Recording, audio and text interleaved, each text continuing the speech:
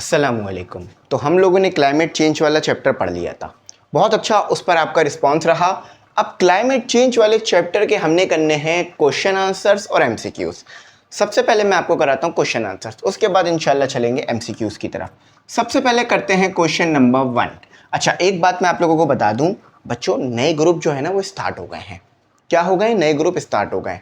3000 fees है पूरे साल के लिए, सही है। इस फीस में आपको गैस पेपर का solve, lectures, live classes, test, mock test और इसके अलावा आपको जो है ये एमसीक्यूज़ के पीडीएफ और तमाम सब्जेक्ट के नोट्स सब कुछ मिल रहा है। तो आप लोग मज़ीद टाइम वेस्ट ना करो, 3000 पूरे साल की फ़ीस में ग्रुप में ऐड हो, तमाम चीज़ें हासिल करो और घर बैठकर अपनी 100% तैयारी करो, ठीक है। चलो, सबसे पहले जो है वो क्वेश्चन नंबर 1 से स्टार्ट लेंगे, उसके बाद क्वेश्चन नंबर 2 की तरफ चलेंगे। क्वेश्चन नंबर 1 क्या कहता है? How does climate change affect water availability in different regions. बोल रहे हैं कि आपको पता है कि पानी की जो मौजूदगी है वो क्लाइमेट चेंज यानी जो क्लाइमेट यानी ये जो हमारा वेदर चेंज हो रहा है इसकी वजह से हमारे पानी के ऊपर क्या असर पड़ रहा है ये आपने बताना है। यानी मौसम की तब्दील होने की वजह से, क्लाइमेट चेंज होने की वजह से, मौसम के तब्दील होने की वजह से जो पानी की अवेलेबिलिटी है यानी जो पानी की मौजूदगी है मुख्तलिफ जगहों में, मुख्तलिफ रीजन में, उस पर क्या इफेक्ट हो रहा है, क्या असर हो रहा है ये आपने बताना है। यानी सिंपल ये कहूँ तो क्लाइमेट चेंज होने की वजह से जो पानी में कमी आ रही है ना वो आपने बताना है, मुख्तलिफ रीजन्स में कमी आ रही है। अच्छा, एक बात याद रखना, जब क्लाइमेट चेंज होता है ना तो एक चीज़ देखने में आती है कि जो डेजर्ट होता है ना वहाँ पर भी बारिशें नहीं हो रही होती हैं, लेकिन अगर वहाँ बारिशें हों डेजर्ट में तो बहुत ज़्यादा बारिशें होती हैं, तो पानी के ऊपर बहुत ज़्यादा इफेक्ट होता है। बारिशें कम हो जाती हैं मुख्तलिफ रीजन में क्लाइमेट चेंज की वजह से, और होती हैं तो इतनी ज़्यादा हो जाती हैं कि सैलाब आ जाता है। तो हमें चाहिए ख़ास क्वांटिटी में बारिश हो हर जगह पे। पढ़ते हैं, climate change affect water availability by changing rainfall pattern and increasing temperature. Rainfall का पैटर्न चेंज हो जाता है। पैटर्न का मतलब मूनसून के ज़्यादा स्पेल आ रहे हैं, बहुत ज़्यादा बारिश हो रही हैं या कभी हो ही नहीं रही हैं, ठीक है। It's some region there is less rain which cause drought and water shortages. तो या तो बारिशें नहीं हो रही होती हैं या तो बहुत ज़्यादा बारिशें हो रही होती हैं। तो जब बहुत ज़्यादा बारिशें होगी तो पानी बहुत ज़्यादा आ जाएगा, ठीक है। आपको तो पता है जब ज़्यादा बारिश होती है तो ज़्यादा पानी आता है। अच्छा, या फिर क्या होता है कि बहुत ज़्यादा जो है वो सूखा पड़ जाता है, बारिशें होती ही नहीं है, ठीक है। चलो, समझ में आ गया ना। और मुख्तलिफ रीजन में ये मुख्तलिफ होता है, तो कुछ रीजन का यहाँ बताया भी गया है, ठीक है। तो उसे भी आप देख सकते हो कि ग्लेशियर वाले रीजन में क्या होता है कि बर्फ़ पिघलना शुरू हो जाती है। चलो आ जाओ, क्वेश्चन नंबर 2 करते हैं। How does climate change impact biodiversity and species survival. देखो, बायोडाइवर्सिटी का मतलब है कि लिंक करना इंसानों का, जानवरों का, परिंदों का, मछलियों का आपस में लिंक करना, इन सब के बारे में जो हम पढ़ते हैं ये बायोडाइवर्सिटी होती है।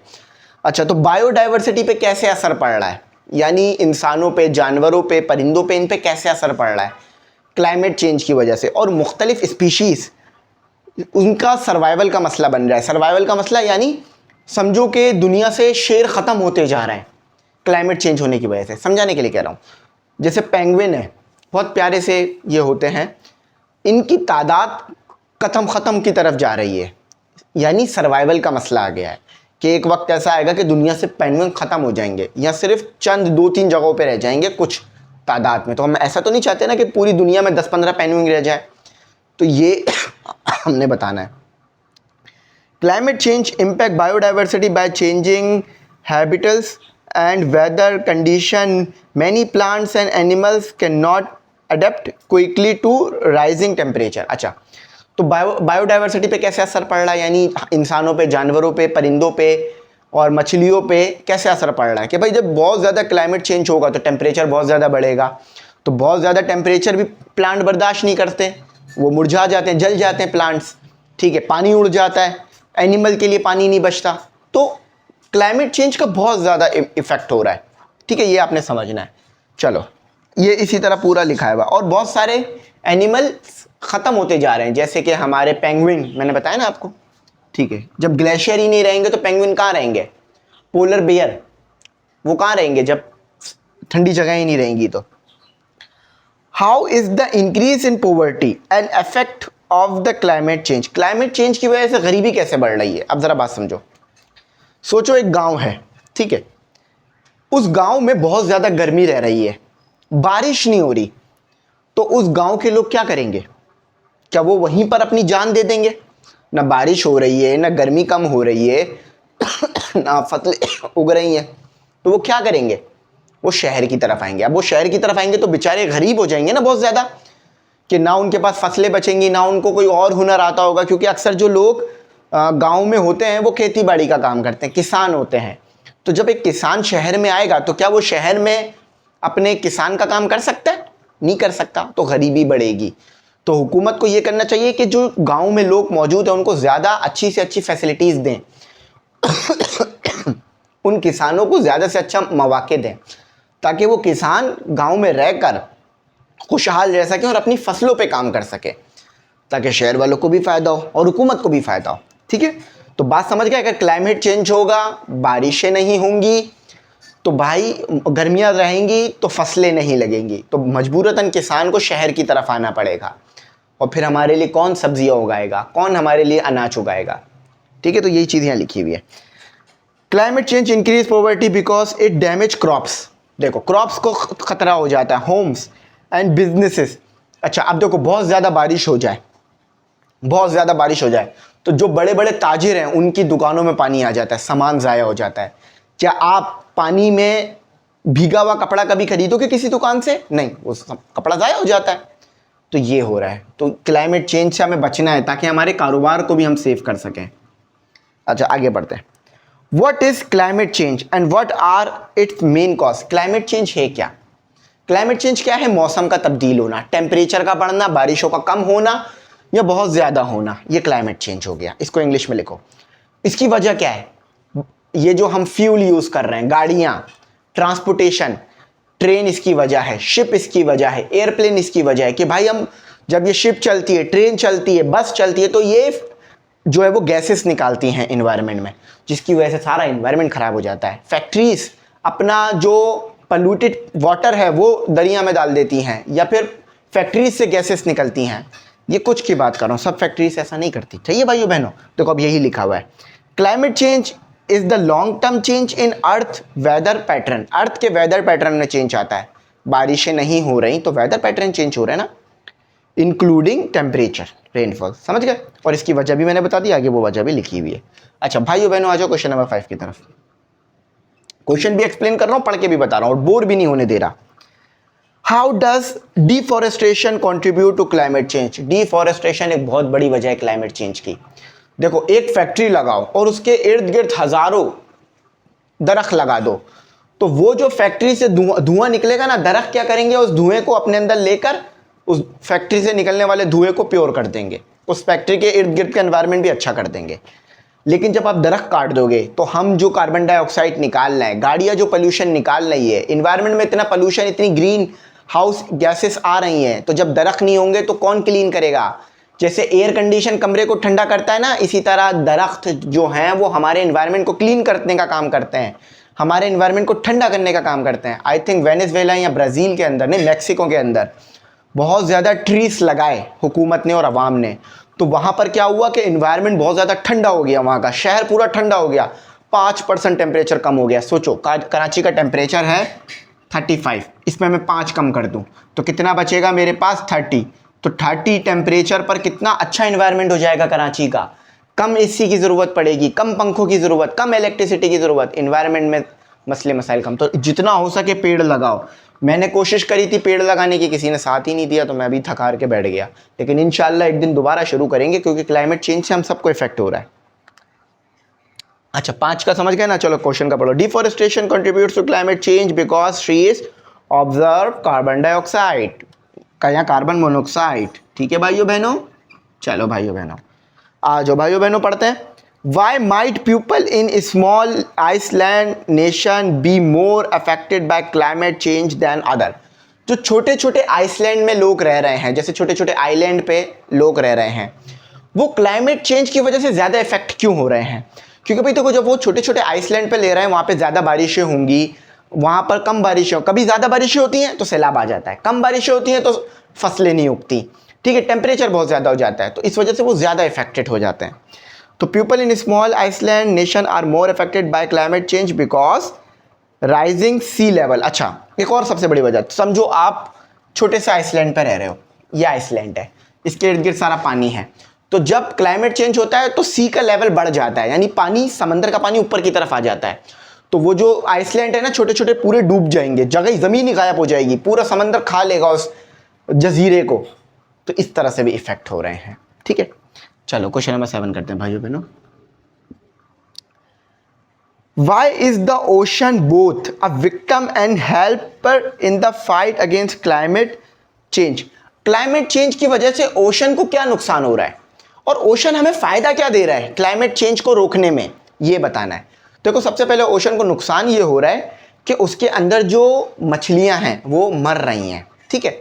लोग कचरा फेंक रहे हैं, क्लाइमेट चेंज कर रहे हैं, यानी कचरा फेंक रहे हैं समंदरों के अंदर, जिससे क्लाइमेट चेंज हो रहा है। अच्छा, अब ओशन मदद क्या कर रहा है हमें? हमें ओशन ये मदद कर रहा है कि हम अपना सारा गंदा पानी समंदर में लाके डाल देते हैं, तो वो समंदर वो सारा गंदा पानी अपने अंदर ले लेता है और क्लीन कर देता है चीज़ों को, ठीक है। लेकिन मछलियाँ मर रही हैं, तो ओशन हमें फ़ायदा ये कर रहा है कि वो क्लाइमेट चेंज को कम करने की कोशिश कर रहा है, लेकिन हम ओशन को भी नुकसान पहुँचा रहे हैं।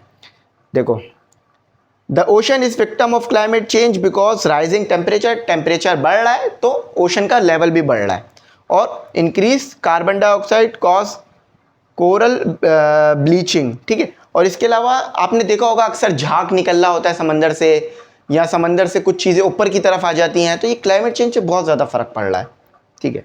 मैं तो मज़ीद इसकी ना डेप्थ में नहीं जाना चाह रहा, क्योंकि हमने इसके ऊपर डेप्थ में नहीं पढ़ा था।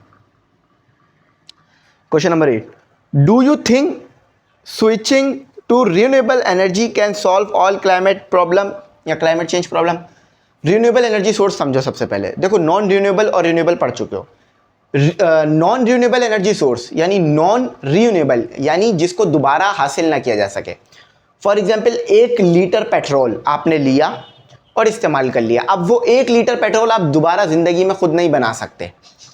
ज़मीन से आपने निकाला, ज़मीन में वो 1 लीटर पेट्रोल कम हो गया, आपने इस्तेमाल कर लिया, अब आपको मज़ीद 1 लीटर और निकालना पड़ेगा ज़मीन से, तो यानी आप दोबारा पेट्रोल बना नहीं पा रहे, ज़मीन से निकाल के इस्तेमाल करे जा रहे हो। समझो एक ज़मीन हमारी ये इस तरह की टप है, इसमें मौजूद पेट्रोल है, क्या आप मैं यहाँ से 1 लीटर का निकाल लूँगा तो यहाँ पर 1 लीटर की कमी हो गई ना। तो हम क्या कर रहे हैं, ज़मीन से पेट्रोल निकाले जा रहे हैं, ज़मीन में पेट्रोल कम होता जा रहा है, यानी फॉसल फ्यूल कम होता जा रहा है और हम उसे इस्तेमाल करते जा रहे हैं। तो ऐसा एनर्जी का सोर्स जिसे दोबारा हासिल ना कर सकें, यानी दोबारा बना ना सके, अगर एक बार इस्तेमाल हो जाए तो ख़त्म हो जाए। एक बार पेट्रोल ज़मीन से निकाला, 1 लीटर ख़त्म, अब दोबारा वो 1 लीटर पेट्रोल ज़मीन में नहीं बनेगा, अब दोबारा नया निकालना पड़ेगा ज़मीन से, यानी ज़मीन में भी कम होता जा रहा है फॉसल फ्यूल। तो ऐसे एनर्जी सोर्सेज को कहते हैं नॉन रिन्यूएबल एनर्जी सोर्स, सही है।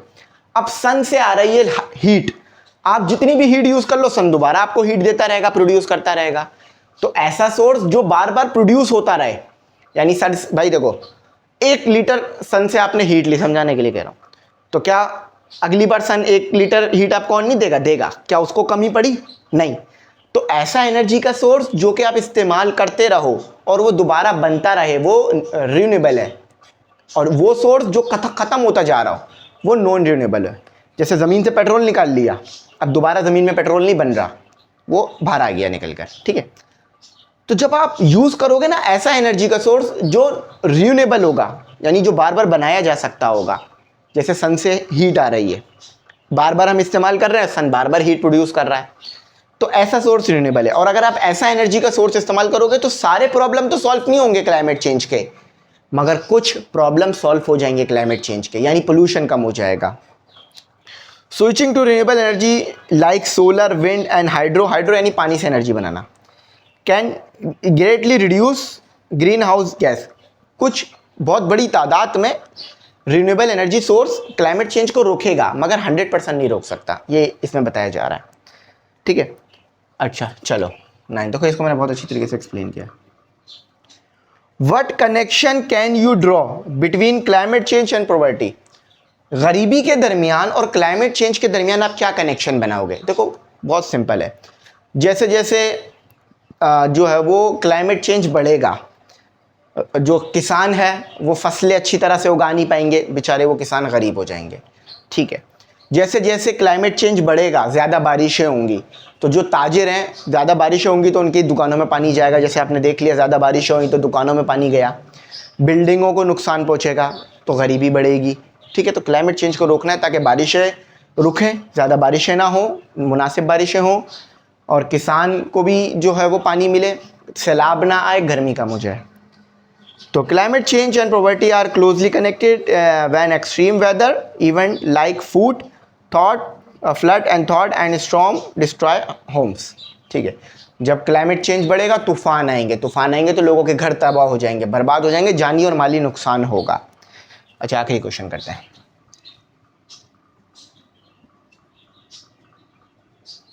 ठीक है, why is climate change considered a global issue? Global issue क्यों कह रहे हैं? ग्लोबल इशू यानी जिससे पूरी दुनिया को इफेक्ट हो रहा हो।